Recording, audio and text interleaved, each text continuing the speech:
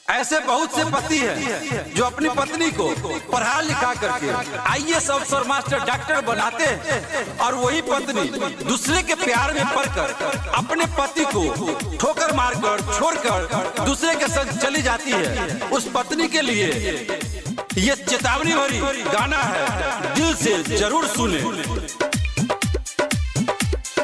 जाए के न मन करे तोहरा के छोड़ के, जाए हम कमाए त पैसा लाइव जोड़ के, जाए हम कमाए त पैसा लाइव जोड़ के। जाए के न मन करे तोहरा के छोड़ के, जाए हम कमाए त पैसा लाइव जोड़ के।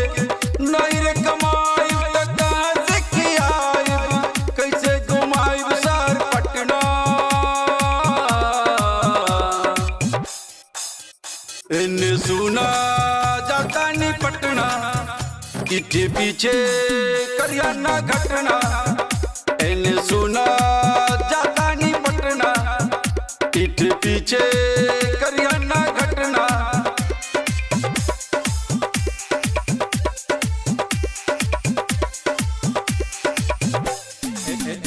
इन्हें सुना जाता नहीं पटना, पीछे पीछे करियाना घटना।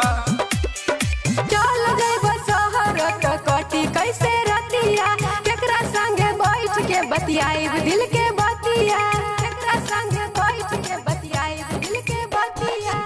ए डर दिल के हमरो सतावेला, का करी धनी अब समझ न आवेला। बतिया तू माना दिल रखी है संभाल के, केकरो संग कबो सटिहना। इन्हें सुना जाता नहीं पटना, पीछे पीछे करियाना घटना। इन्हें सुना जाता नहीं पटना, पीछे पीछे करियाना घटना।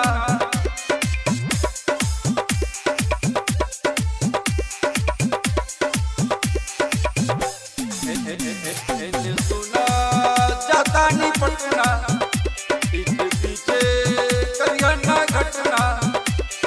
जाता नहीं कमाए हम ठीक से तू रहिया, कौनो फ्रेंड से न नजर मिलैया, कौनो फ्रेंड से न नजर मिलैया।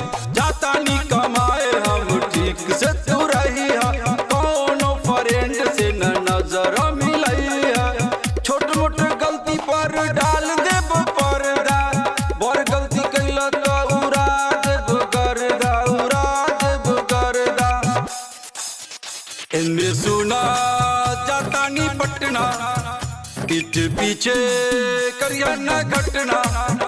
इन्हें सुना जाता नहीं पटना, पीछे पीछे करियाना